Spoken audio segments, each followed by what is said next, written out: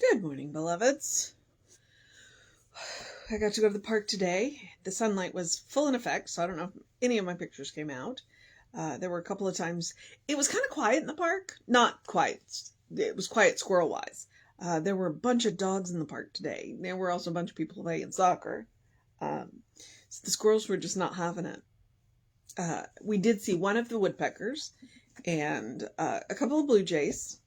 And so, I don't know. It was an interesting day, though. So, all right. So, it is April 22nd.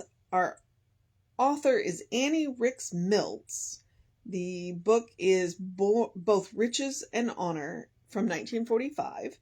And it looks like this is a Unity writer because the copyright is from Unity. Let's see. The High Road of Prosperity. Come now and let us reason together. God is the true source of all the riches in the earth. The silver is mine and the gold is mine, saith Jehovah of hosts. You are the offspring of the Most High, heir of all the riches of God, and you are here to express that richness through this body and in this world. There is a highway of prosperity, a king's highway, a road up the mountain of supreme success, and it is an easy grade. The travel is ever smooth, and they that walk therein know no more worry or fear, nor strife, nor hard times, nor slavish work, nor failure. They live and let live, and they are consciously secure forever from all sense of deprivation or lack. The uninstructed fellow bypaths in seeking their wealth, where there is much stumbling and blindness of chance. Where burdens pile up and the travelers never reach the heights. And all these side roads end in gullies and pits, for all that is gained must eventually be given up. People enter them as shortcuts to wealth, and though some of them cross the real road, so intoxicated are these wanderers that they know not this road, even when their feet press its fair track long miles at a time. The right view of prosperity as God's own presence, which is not to be refused or despised, but to be seen as the legitimate expression of the spiritual life, comes to the person whose eyes are open, who seeks understanding, so as to think and feel and speak and act according to the law that operates to make bodies healthy and circumstances wealthy, who sees that it is all one and the same work. The body is wealthy that has health, and the circumstances are healthy that have wealth.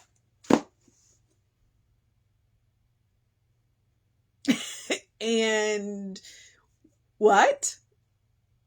I mean, I get it.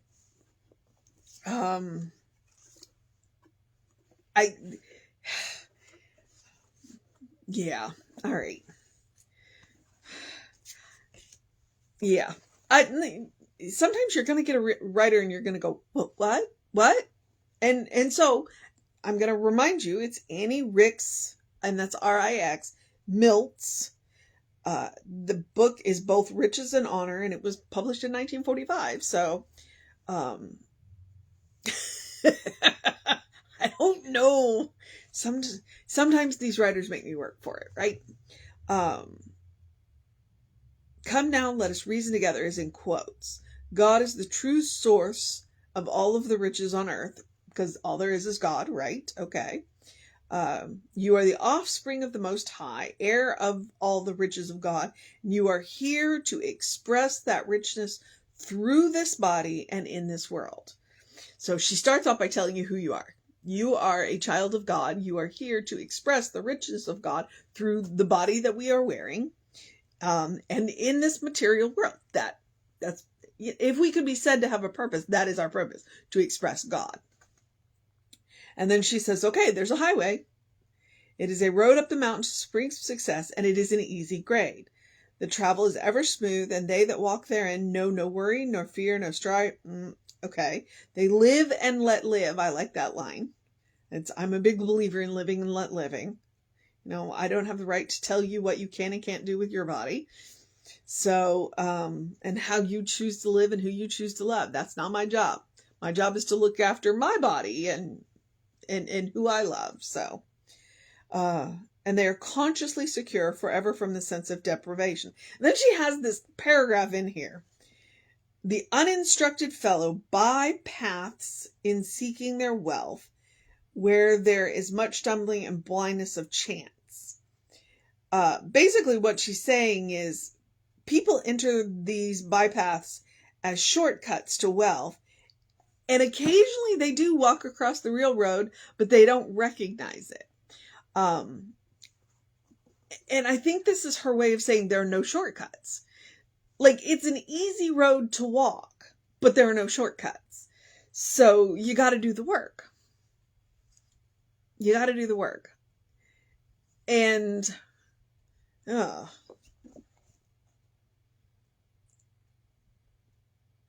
though some of them cross the real road, so intoxicated are these wanderers that they know not this road, even when their feet press its fair track long miles at a time. So it appears that she's saying that that people who take shortcuts may walk this easy path for a while, but they don't recognize it, and so then they get caught by the next shortcut that they see. It's like there's no shortcut.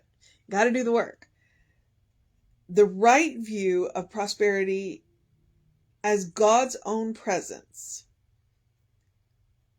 which is not to be refused or despised, but to be seen as a legitimate expression of the spiritual life, comes to the person whose eyes are open and who seeks understanding so as to think, feel, speak, and act according to the law that operates to make bodies healthy and circumstances wealthy. That is one long. I thought Ernest did run-on sentences. It is one paragraph, and it's two sentences. That is one long run-on sentence. Okay, the right view of prosperity as God's own presence. If we start there, if we start by recognizing God's presence is the wealth and the health, and if we actively seek God's presence and we actively seek to express God, then it cannot help but to make our bodies healthy and our circumstances wealthy. That appears to be what she's saying. So whatever else, there are no shortcuts. There are no shortcuts. The prosperity is God's presence. When you seek God's presence, when you express God's presence, then you can't help but being wealthy. And that's one of those things that people will say when they look around. When they look around, it's not stuff that makes you wealthy. It's your relationships that make you wealthy. And so, who are you having relationships with? And the most important relationship is your relationship to Spirit, to God. That's where the real wealth is. I would fall out on her side in saying that it's because I have a good, healthy relationship with God, with Spirit. I go to Spirit regularly. I have, regular spiritual practices where I go to the source of my own being that, and I'm sorry if you heard that. I don't know what just happened, but I bet it involved a cat. Healthy, wealthy, when you have the regular spiritual experiences where you go to the source of your own being on a regular being, then you start to see opportunities.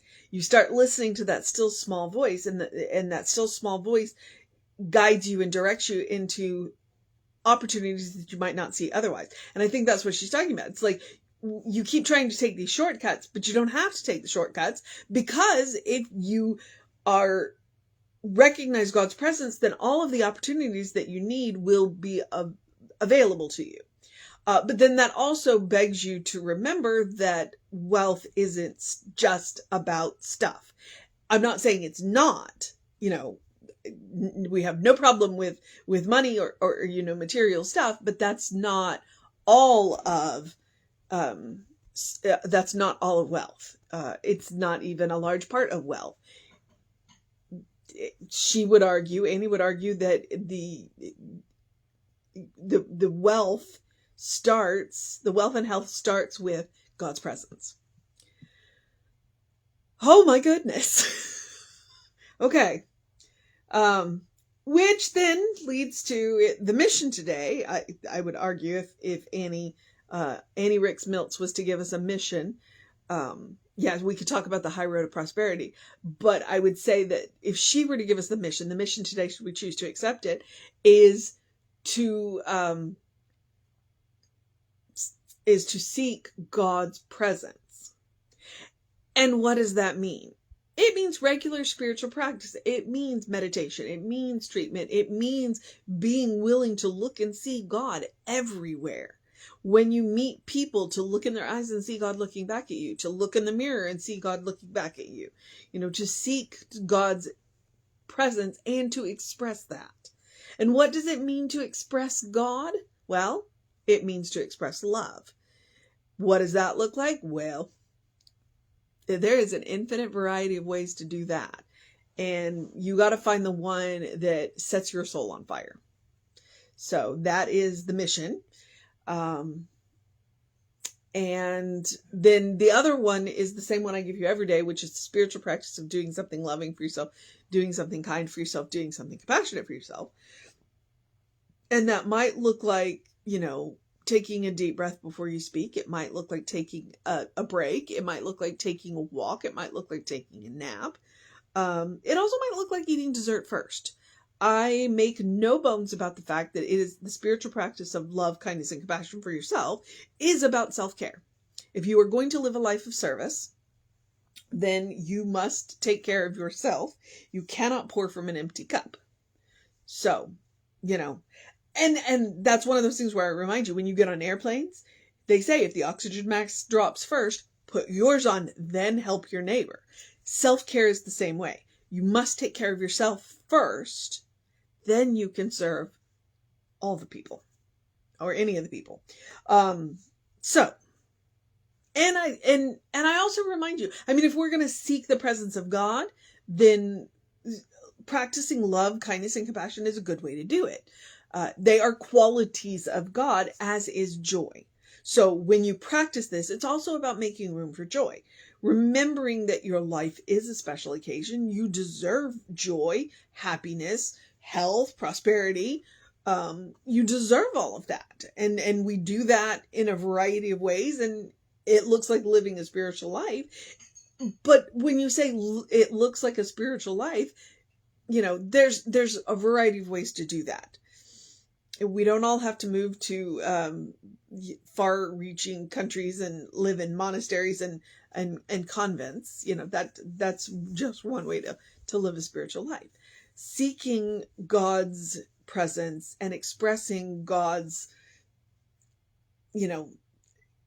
presence, that's a spiritual life.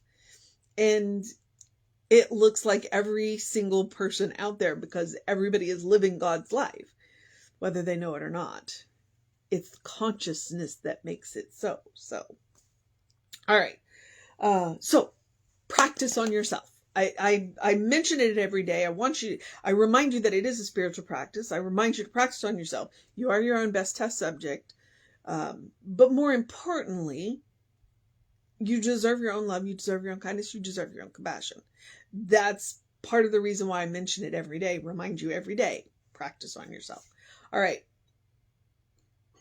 I'm going to take a deep breath here and move on. I'm going to remind you to do something to engage your mind and your body, whatever that looks like for you today. I'm going to remind you to drink plenty of water. Hydration is super important. It will hydration. brain works better when it's hydrated. Clearly mine needs to be hydrated. I'm also hungry, so that's not helping. I'm being a little distracted by my stomach. So that's a kind and compassionate thing I'm going to do for myself, is go eat. I do encourage you also to get early in your day bright light. It was very nice. There not a cloud in the sky. The park was very sunny. It makes for terrible pictures, but you know what? It feels good. So you get that moment where you walk in the sunlight and direct sunlight on your face. It's good. It's good. It's called a circadian rhythm. It's a natural hormone cycle. You can look it up. It's science. But when you get that early in your day bright light, it does help you to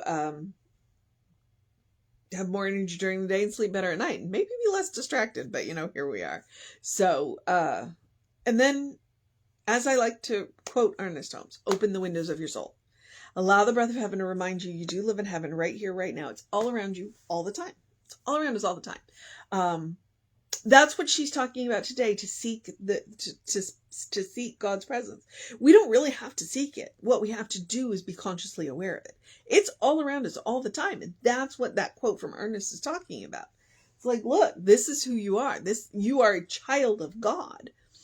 Everything around us, it's all one. It's an infinite variety of oneness.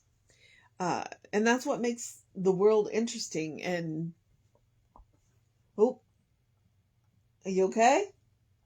Oh, somebody ate something that he shouldn't have, I'm guessing. So I'm going to apologize if you hear what's coming next. And no, I'm going to keep talking.